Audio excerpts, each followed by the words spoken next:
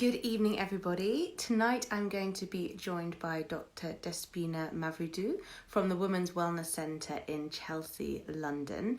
We're going to be talking about a couple of different things which I talked about earlier today. So hello to those who are joining. She'll be with me any second.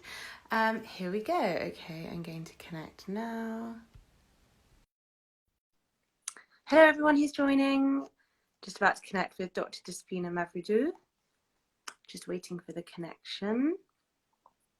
I hope that lots of people have questions ready. We've got some lots of content to talk about tonight. Talking about, sorry, we're just waiting for her to connect. We're going to be talking about initial consultations, first tests, when to seek help, what happens in your first consult, and then also we'll be talking about failed IVFs, failed treatments, and what happens, what can be learned from cycles. So she's got lots of pearls of wisdom to talk about tonight. So I'm just going to try and join her again as that wasn't working. Bear with me, please. Should hopefully connect in a minute. Hello to everyone joining. Thank you for joining this evening. I was just recapping on what we're discussing. Good evening. Hello, Eloise. How are you? Very well, thank you. How are you? Good, good, good. Good. I've just done a little intro. Hello, whilst we were connecting. But please could you introduce yourself and then we'll talk about the topics of discussion tonight. And meanwhile, anyone who's joining, please feel free to interject with any questions that you'd like Dr. Despina to answer. Hi, I'm Miss Despina Mavridou. I'm the fertility consultant at Women's Wellness Centre. And I'm here with Eloise tonight to answer all your questions. And I want to thank Eloise for giving me the opportunity to talk about fertility, which I love. Well, and I will answer all your questions. So if you want to interrupt me, Eloise, I'm happy. It's not a problem. Otherwise, I will just chat away. Perfect, perfect. And the same with everyone else watching. If you've got any questions, please fire them across. So the topic today was what happens at the first fertility appointment. And also the second topic is what happens after a failed IVF cycle.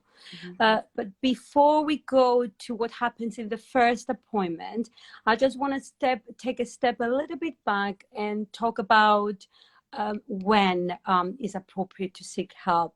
And even though the recommendation is usually a year,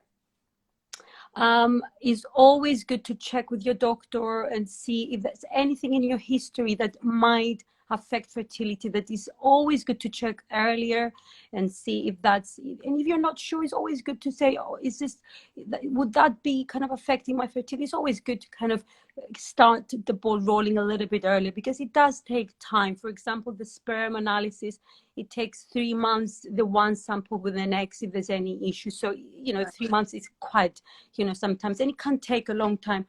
Or sometimes with our busy lives, we postpone and say we hope, and then just one more, a little bit more, and then all of a sudden it's a year and a half, and so it's always good. And also in terms of age, women that are older than 35, it's always good to seek help earlier. So it's 6 months the most. So that's just good things to know, I think, before. Great. Right. Thank you for that. So what happens in the first fertility appointment? The most important thing is take a good history, detailed history, and then kind of to see and aim with what causes subfertility. Now, the 4 main causes of subfertility, the 4 major groups, is the ovulation problems. So that's the egg being released from the ovary. The second group, which 1/4 of couples will be having issues like that. So it's a big group. And then I will talk about in the history what we're looking at to see whether ovulation occurs. The second group is the tubal or uterus, or the womb. Tubes are the pipes that connect the egg, the ovary, to the womb. And they scoop the egg and they transport it. That's where fertilization occurs. and then it takes the embryo to the womb, to the home of the baby, of the embryo, and that's the implantation also. That's another kind of big group. So that's another quarter of that. The other one is the male factor, which is 30%, which is also a big group. And that's, again, we can talk further if the sperm is abnormal, what kind of investigations we do further. And then the last group is the unexplained, which is, again, a quarter of 25%. And that's, again, the unexplained is, as we call it, the diagnosis of exclusion. It can be quite frustrating because there's no organic cause. But first, we need to investigate all of them and see if there's any possible causes, and then we kind of make that diagnosis. Great. Okay. And I can talk about a little bit more about that group as well in terms of how to investigate. Now, we've had a question, just so we don't miss it. This lady's had a miscarriage in October 2018 and has been trying to conceive since. The doctor has told her not to worry. She's fallen pregnant before. Obviously, hard not to worry. What would be your suggestions in terms of next steps, please? Okay. I'm sorry to hear this, and it is miscarriage is as devastating as not being able to conceive. Now, again, that's if it's the first loss, and the age, how old we are, that's another thing. It's very encouraging in the one way that there's been a conception, but we need to look into, for example, the gestation. So if it's earlier on or later on, so we call it early gestation, and kind of later on, so 10 weeks would be the cutoff. Of if it's more than 10 weeks, we need to investigate further. We need to do more blood tests. If it's less than 10 weeks, then we would say, yeah, we need to kind of not further investigation in terms of hormonal. Okay. Now, having said that, we need to see how long it took to conceive in the first place. So if it took 18 months, then something to consider. That's, something to consider. But as it is, then one pregnancy loss is not warranting any further investigations in terms of thrombophilia screen, which is what we're looking at and we're thinking at the back of our mind. But if it's quite later on in gestation, yes, then we need to do the thrombophilia screen. Okay. Is that... Yeah, that's helpful. The person who asked that, if you have any more questions, please ask. And then another question, which is 3 years of unexplained infertility, and then a successful IVF, which sadly, it sounds as though there were 4 unexplained miscarriages. As you mentioned, in terms of time, all before 12 weeks. And I think the question is around whether or not to pursue IVF again at this point after these miscarriages. Okay, so 4 miscarriages is definitely something that we need to investigate further, definitely, and that's the thrombophilia screen. Thrombophilia screen is basically, it checks the antibodies. I don't know if I can explain a bit more. Antibodies. Also known as immunology, right? That's right. So it's our immune system. So it's our kind of defense mechanism. Sometimes we have kind of antibodies that might attack our cells in a way. And that can cause, the idea behind this is that they might have a little microclots in the circulation, in the umbilical cord, or in the placenta. They're so small that we can't really see if we send it in a normal sample, but in a very micro, kind of looking at the really microscope, you can see that might be the reason. And sorry, they actually have had a child. So the first IVF was successful, but miscarriages since then. Okay, so 3 miscarriages since the 4, I think. 4 miscarriages. So was the child through IVF or was it spontaneous conception? IVF. IVF. Okay. Yeah. Okay. So I think it is definitely something, again, usually after 2 or 3 miscarriages, we say 3, but with IVF it can be after 2 miscarriages. We investigate further in terms of this, the thrombophilia screen with immune. So it's a lot of blood taken, a lot of tests being looked at, and that if there is anything in the blood test, then we need to repeat it again to check again, to confirm. But they check, for example, the protein C. I don't know if you want me to go through in more detail. I mean, the doctor can explain every single of the antibodies that goes through. And sometimes it might be hereditary, sometimes it's in the immunity. So we can check all that. Okay, that's good. I think that's a good suggestion for those cases. Yes. Going back to what we were discussing in terms of the initial testing and the initial consultation, please could you continue what you were saying regarding what people should expect and what they might be doing in their initial consultations at beginning of treatment? Yeah. So then we in the history it's important to see the regularity of the periods, and that's a reflection of the ovulation, and it's really important to have regular periods. That means the egg is released every month, and it's quite important. So what do we mean by regular periods? We mean it the same time every month. It can be a range of in terms of duration. So it can be 25 days or 35 days, but it has to be regular. So if, for example, you have 1 month, 25 days, and next month, 35 days, that's not regular. If it's every month, 25 days, so it's the same kind of number of days per month. Does it make sense? Yeah? Makes sense. So if anyone has any queries at this stage, also just ask away. Yeah.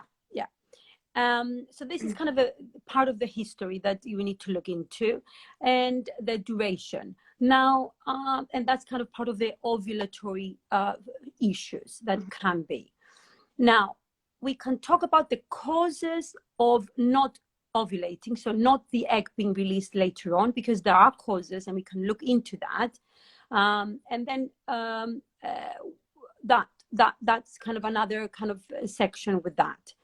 Now, also the periods, if they're painful, and please don't stress out if they're painful, because that means, oh, I might have endometriosis. It might be something else in the history, but that's something to be thinking and investigate further if that's, for example, that's a painful sexual intercourse, or painful when we open the bowel sometimes, or and that can be endometriosis. Okay. We've just had a question.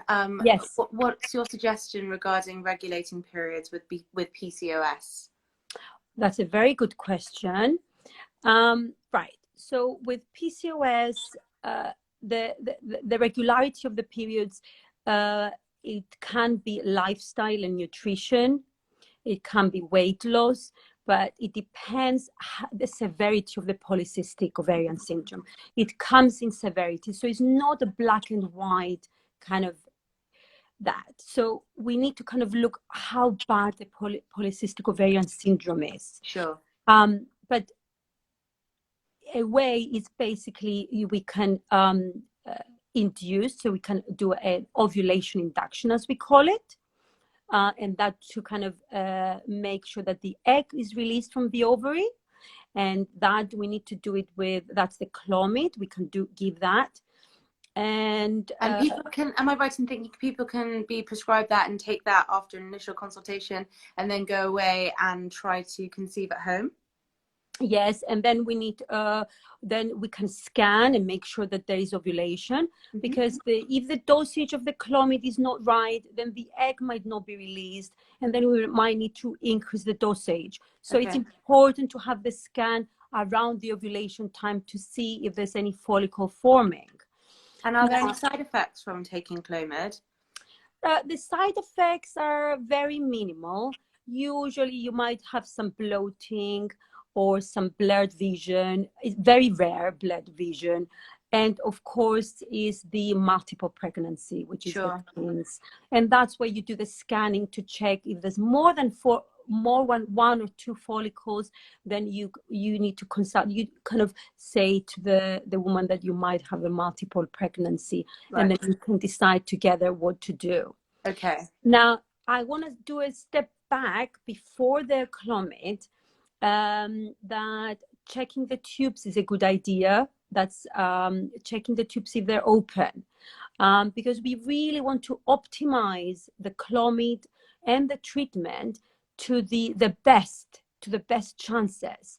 And it's always good to check the tubes. So the tubes are the pipes that transfer the egg, and that can be done with hycosi, which is basically a scan, and you flush a dye through, and it goes through the tubes, and it can be done while you're awake.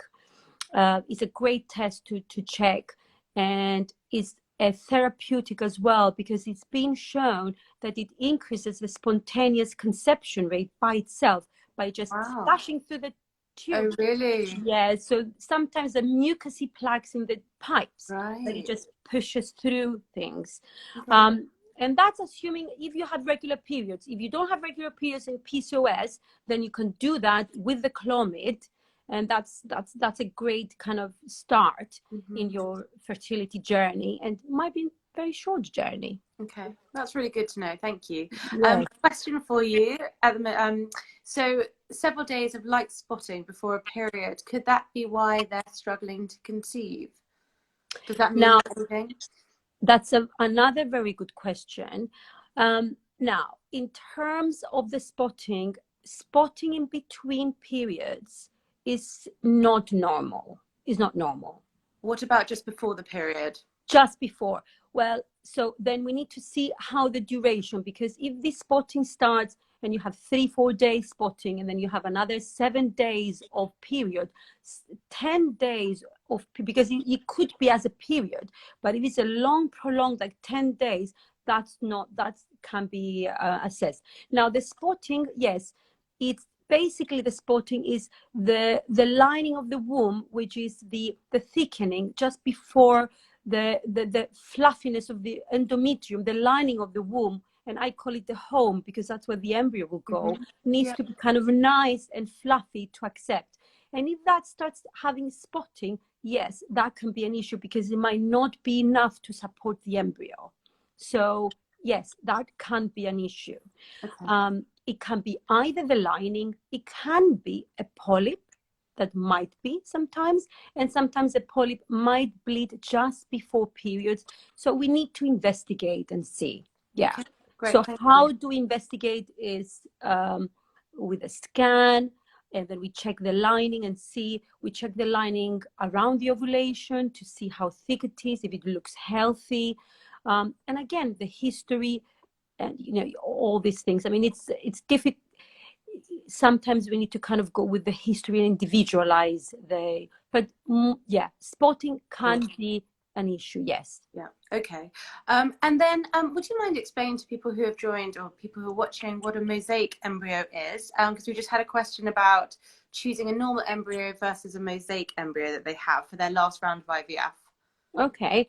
Do they know more kind of what mosaic is in terms of the chromosomes, like the type, or is it just if they gave us, it would be great. Okay. But otherwise, why don't we carry on talking about what we were discussing, and then if that person could just let us know, then you could answer their question. But otherwise, yes, a normal, I can answer it in a general terms.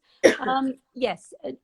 A normal embryo is better chances of achieving a live birth. A mosaic embryo can result in a miscarriage later on, but that's a very, very kind of a specific question, and then it depends on the mosaic, on the chromosomes kind of that are involved. Okay. Yes. So this couple probably had the BG pre-implantation genetic testing. Mm-hmm. Is that what? Yeah. I don't actually know, but that could be the case. Yes. But I know it's very general, so it's difficult to answer on a personal basis. Yes. And there's been another question that's come in for you, and then we'll potentially move on to finalizing what happens in those initial tests and consult, and then talk a bit more around next steps after a failed cycle. Yes, yeah. So did you have another question, Eloise, or do you want me to finish the? Yes. Okay. So Jessica, sorry, I'm just scrolling up. Jessica has I might say this wrong, bicornuate uterus. Oh, bicornuate. Yes. That's it. Okay. Thank you. Do you have any experience of this with IVF? They're starting soon, feeling rather apprehensive around it. Okay, so bicornuate uterus is a anomaly in the womb. So it's a heart-shaped womb that we are born with it. It's formed during our embryological while we are in our mother's womb. Now, bicornuate uterus is not strongly associated with infertility. It can happen, but you can have a normal pregnancy. And you can have a normal all okay. It's more kind of later on in pregnancy that it's associated with early on labor, but not necessarily, and the presentation of the baby. But in terms of IVF, yes, the IVF specialist would kind of choose the side of the womb, because it's basically having two wombs. So it's a heart shape and then two cavities coming. Okay. So the two cavities can be the normal size cavities, or it can be one smaller than the other. And they usually go with the cavity that is slightly larger and the endometrium looking good to do the embryo transfer. So yes, but in terms of success rate, there's no increased risk or anything in terms of it can be all right. So they shouldn't stress too much. Okay, reassuring to hear. Thank you. Yes. I hope you answered that question. Another question is around one ovary. What are the chances of conception? Or is there less chance of conception due to that? In terms of spontaneous, no. It hasn't been shown that one ovary affects fertility in terms of spontaneous conception. But it's like having the kidneys. So we don't need two kidneys to fully function. But if something happens to the one kidney, then it's just the one kidney. This is what I kind of usually say. But in terms of spontaneous conception, you can have fertility is not affected, the spontaneous conception rate. Having said that, I think it's always a good idea if having children is on the cards, it's always better to do it a little bit earlier on than wait further down the line. Because again, then the number of follicles, that's kind of in the one ovary. But in terms of spontaneous conception, no. Okay, great. That's really good advice. Thank you very much. Did you have any more to say on first consults and initial tests, or shall we move on to our second topic for this evening? Yeah, so we've been through the ovulation factors. We've been through the tubal tubes. We said about the hycosis to check. Males, we didn't really go into many causes of it. I mean, I can answer questions, or I can go through another time in terms of male, or if you want me to extrapolate, I'm happy to extrapolate. I think what we'll do, just because I'm aware of time, is if anyone's got any further questions, then please send them over, and we can look at that outside of the live. So maybe it's best to move on to what happens after a failed IVF or IVF cycle. I've personally been there, and it's awful, obviously from an emotional standpoint, and you can talk to us from a medical standpoint, but for me, I wanted to know why, and obviously as a doctor that's a very difficult question to answer, because there isn't always a reason, but it's very interesting to know what you can learn as a medic from a failed cycle, that might help inspire people that not all is lost. First of all, it is a devastating experience after a failed IVF cycle, because already the journey is long up to even starting IVF. And you've been through a lot, a couple has been through a lot. So after the IVF cycle... And sorry, also someone just mentioned finances. It's not just the emotions, it's the finances riding on it too that makes it even harder. Yes, definitely. And that's so that's devastating. Now on a slight positive, because I want to give a slight positive, and it's not a falsely, it's true in terms of from a medical point of view, is after an IVF cycle you learn a lot about what's going on, and you learn a lot, something that you don't know and you haven't known through the fertility treatment. Because fertility investigations will never tell you how the sperm, how the egg behaves in under these circumstances. So even though it's absolutely devastating, because usually the chances of the success rates are quite good in IVF, and we're given really good success rate, but it happens more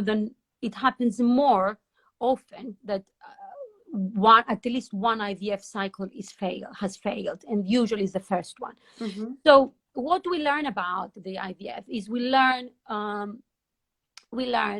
about how receptive the endometrium is, our womb, our home, how the eggs, the quality, how they behave. The sperm, the quality is put under test, because even though we can learn about the quantity, this is about quality, and this is how it behaves. And also the fertilization is that, the rate, the success rate, stimulation, other drugs given. So some IVF consultant would say, well, the first one is always a trial one. And it is devastating, because you say, oh, a trial one. I mean, I've been through all this, and this was a trial one. But it's more kind of learning from it. Now, usually what I do with the couple is I take a step-by-step approach of the IVF, because we need to kind of fragment it and see what went wrong. Because if we find out what went wrong, then if you can correct it, then you will correct it, and then you go back. And sometimes you might need to assess, because if you're not sure about the uterus, for example, is there something there? I'm not sure. It's always good to look back. Oh, do we need to go back and do a camera down below and have a look? Yeah, it's worth taking the time to do that. Sperm. If we have a donor, like in your case, Eloise, donor sperm, was that the sperm? Is that worth changing the donor sperm? Yeah. Is that, something that we need to look at that? Eggs. Yes, there's not much to do with the quality of the eggs, but it's also good to know. And also the expectations for next time, because if the eggs are something that surprisingly is something that we are not expecting, then it's good to know for next time. Absolutely. That brings me on to, actually, Jennifer's asked a question, and that sort of it's quite similar to my experience, in that she had a failed transfer in January, very healthy embryos. She's asking what she can do in the meantime until the next transfer, and has 2 healthy embryos left in the freezer. But she's saying she's 29, so I guess similar to me, I went into my first IVF cycle with male factor infertility, with donor sperm, feeling that everything would work first time, because I hadn't been diagnosed with any issues that I knew of, and it didn't. So yeah. I was 30 at the time. So going into the second cycle was terrifying. But I remember my specialist saying at the time that it actually taught them a lot in terms of how my body was responding to the drugs, and how they might be able to tweak the protocol to better suit my body. And that did result in success. And I'm not saying that would happen every time. We were lucky. But it's interesting to hear your perspective as a specialist, in terms of what you see and what you may be able to change. Yeah. Well, now we need to kind of look at, is the fresh, frozen embryos, fresh embryos. Now it's the new kind of within IVF that, and I think I do believe in that, that sometimes the uterus and the hormones are not in synchrony with the embryo implantation when there's a fresh cycle happening. It might be that it's all okay, but in some women it might not be. So it might be that the uterus and the lining is a few days ahead of when the embryo should kind of be accepted by the lining. So that's one thing to think about, and that depends on the thickness of the lining of the womb. And then that's what you look when you have the IVF, the failed IVF. You sit down with the couple and you fragment everything, and you look, okay, so on the day when the egg collection happened, your lining was so. Is that was 10 or was 8, or is that, it's something to, then you need to look. Sometimes you can actually see from the scan whether the lining starts fragmenting and some kind of fading away. That means that, okay, maybe the lining is the hormones are a few head away from accepting the embryo. Does it make sense? Definitely makes sense. I hope it makes sense to people watching. If you want further clarification on that, then just message. Actually, quite a few people have just asked about frozen versus fresh transfers. Yes. So now it's the frozen is up on the rise in terms of embryo transfer, and again, this is one good reason why the IVF world is going towards that. Of course, that is something that embryology lab expertise needs to kind of do. They need to kind of be into that, and all the labs are going towards that way now. Now, in terms of the embryo transfer, again, the frozen. So we're going to the frozen now. Going to the lady that was asking the question. Then yes. You decide whether it would be a stimulated cycle, or it would be on your normal ovulatory cycle. Again, there's no rush into deciding. It's always good to check the lining on a normal cycle without having ready the embryos and say, oh yes, that's good, your body is quite good, the line is quite good, or is suboptimal, let's do the stimulation. Okay. Let's prepare you for that. And these are the things that are discussed with the specialist, the consultant, and to decide. And does that make sense? Does that kind of depend in terms of whether a recommendation for frozen transfer would be on a natural cycle or a medicated cycle? Because that's the position I was in. Does that depend on the individual's cycle length and things like that? Yes. So if you have regular periods, if you have irregular periods, that's it. Your answer is easy. You go for stimulated. Now, if you have a regular cycle, that's when you need to think, do I go with a natural cycle? I have regular periods. Why not? And again, on a natural cycle, it's always good to check the lining, have a scan, and see the lining, how it looks. And if it looks healthy and have regular periods, yes, you can go with the unstimulated. And I guess the advantage of that is less drugs. During that time leading up to the transfer. So that's really interesting to hear. Thank you. And what about overstimulation? Avoiding overstimulation? Yes, so that's another thing in terms of looking at the failed IVF cycle. You need to see the stimulation. For those that have been through IVF, they probably know this, and they are aware of that graph, the little dots and the follicles and all that. So you need to look at that and see, was it over? Did the drugs high?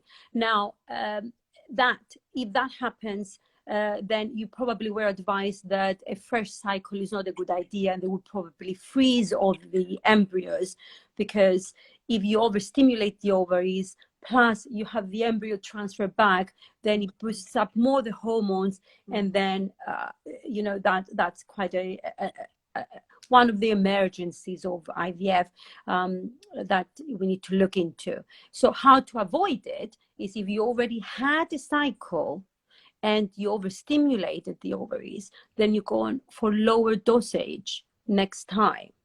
Now, if you've never had a cycle, then that's where the anti-Mullerian hormone, that hormone test, that is kind of a test that would guide the doctors on the dosage. Okay.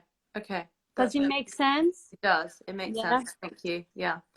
And any advice that you can give in terms of people in between cycles, whether that's mentally or physically, prepare for the next cycle? It's it's a very kind of difficult time for the couple, because you're kind of in between. But I think any form of stress reliever is always helpful. So if that's counseling, acupuncture, yoga, healthy eating is very important, high protein, good quality nutrition is always good, and that goes along with the sperm. If the sperm will be used again, there was a quite recent studies saying that actually diet affects the quality of the sperm. Of course, you have the vitamins, the antioxidants, and the standard vitamins that they advise, but also the diet is quite important, and good quality exercise. I'm not saying to go and run a marathon. Okay, you could actually go and run a marathon in between cycles if that was stress release. But that's kind of, these are the things that Moderation. Yeah. Yes. Yeah. Exactly.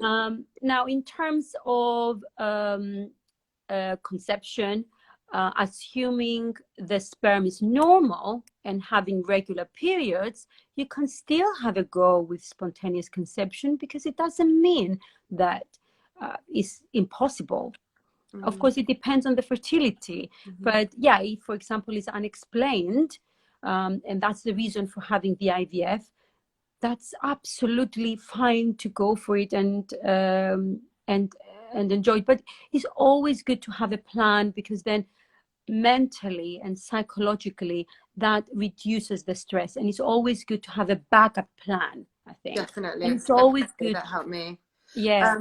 In fact, someone's just said, any advice in terms of comforting a husband when it's male factor? 100%. Feel free to message me, because that's exactly what I lived with my husband.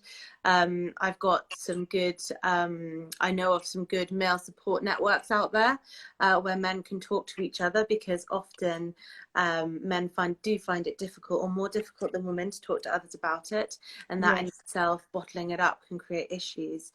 So I don't know where you are in your journey in terms of whether there is sperm and whether you're able to use the sperm, but if you want to message me and speak about it separately, then please do, because it's such an important point to remember the men. And to that point, I'm sure that you see lots of patients where they may have had lots of investigations done from the female side, and it actually ends up being male factor rather than female.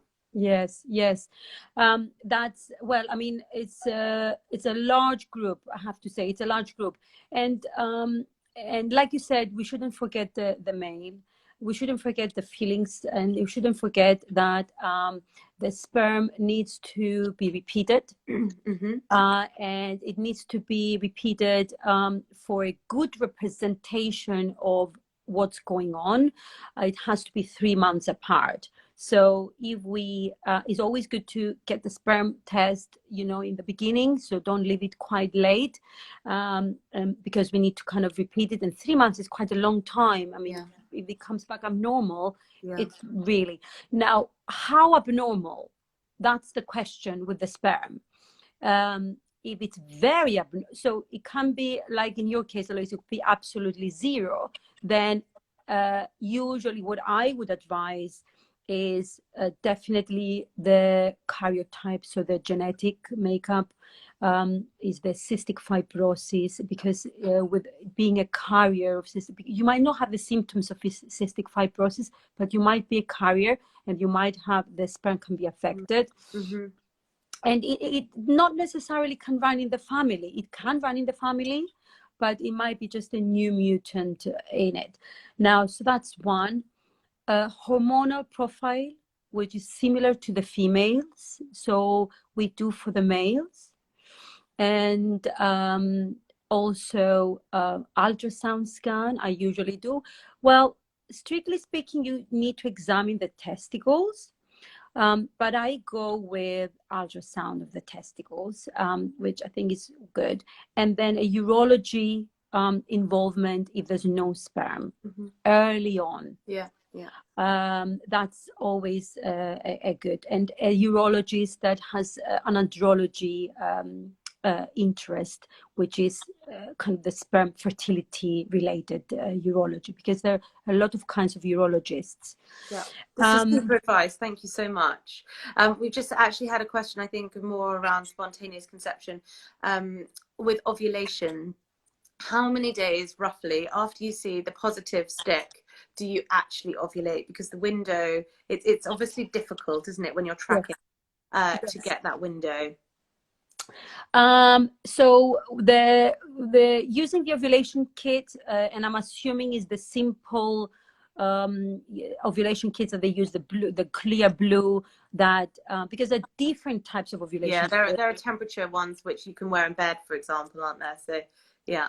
Yeah, so if assuming that the ones that is like a pregnancy test and then you have a line or a flashing, then usually, you know, it will actually tell you when, but usually it's within 24, 48 hours. Okay.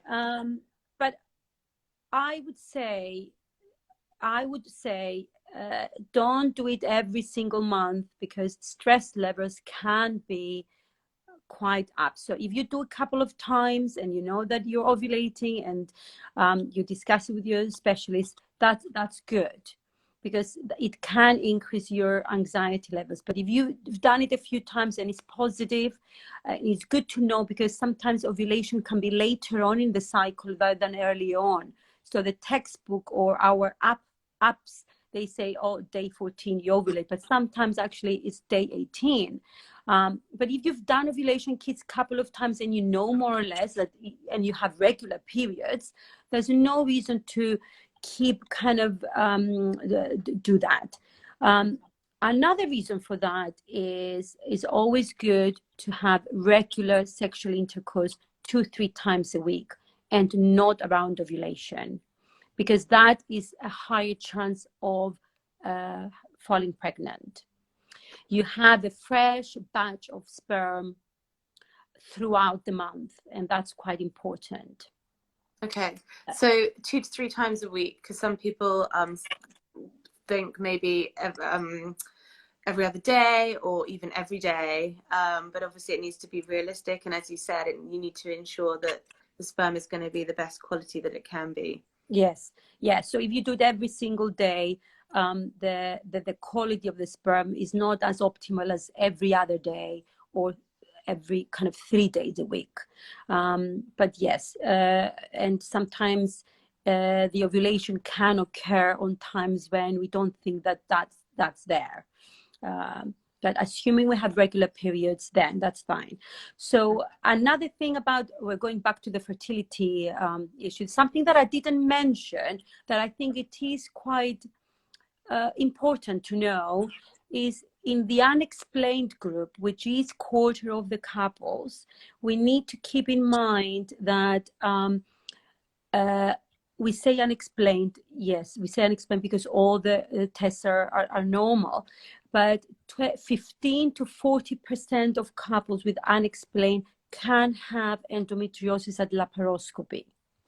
So that means that with the history and examination, because if you examine by the consultant, then there might be some suspicions, then that might be a good idea to have a laparoscopy and look and see if there's any. Why do we care about endometriosis? We do care because if it's present and we treat it, and that is even mild or moderate, then it increases your chances of spontaneous conception the 6 months after it's treated. It doesn't go on for long term. So if you treat it at the time of laparoscopy and you do a dye test, so you flush the tubes at the same time, then you increase your chances of conception. It can be up to 50% after the laparoscopy, even endometriosis is present. Okay, that's great. Thank you so much. That's okay. And also, So my doctor said I've got secondary. I'm presuming Secondary secondary. subfertility. Maybe that's about an endometriosis. I'm not sure. Or are you talking about secondary infertility? I'm not sure. Um, But before you kindly answer that, I just wanted to obviously mention that we are obviously in lockdown at the moment. But yes, I know that you have said that there are things that people can be doing during this time to make sure that that journey is starting, especially if they're seeking a new clinic or looking yes, at starting treatment. yes, So the Women's Wellness Centre are doing virtual appointments. yes, And people can contact you, yes, or I can put them in touch with you. So if you would like an actual consultation, that can be done from home, yes, whilst the clinic is shut. yes. Secondary infertility, that was the question. Secondary, yeah. Yeah, Mm-hmm. so virtual appointments, it's always, as I said, history is quite important. You can take a lot of information from that. So at least, you get the ball running and Absolutely. see what's, and even if it's something you're not quite sure, it's always good to check and say, is this something that I need to be worried? And it's okay. Say nothing to worry. Go ahead, have a good time. Now, secondary infertility. Secondary infertility is if you have already one child and then you're trying to conceive and is not happening. Now, that's a very good, that's another good point that I didn't mention it in the history, is that if, for example, if you have a cesarean section, you might have some scarring that might be affecting the tubes. That's something to think about in secondary subfertility, because the tubes are important in the mobility. So that's something to think about. And again, we need to take a history and see what happened in the first time round, if they had a child and what happened, what's going on. But usually, second subfertility is when you have a child and then it takes a while to fall pregnant. Mm-hmm. So, sorry, what was the question about the secondary subfertility? I think it was finding out more about it. So thank you very much for explaining. And Yes. what percentage of people do suffer from secondary infertility? Sorry, Eloise, can you repeat that? Is it a large percentage of the population who do suffer from secondary infertility? Not as large as primary subfertility, Okay. not as large.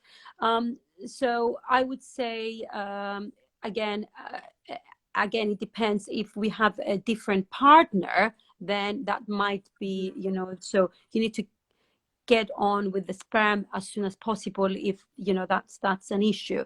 But usually, if we say that 1 in 6 couples is primary subfertility, I would say it's much less, much less than that. Okay. So clearly that shows, doesn't it, that there is that need to go through very detailed medical history. Yes. Before the Yes. treatment, before you even work out what the treatment protocol is going to be. Yes. So if people can start doing that now, then that is time well spent. Yeah. During this period of lockdown.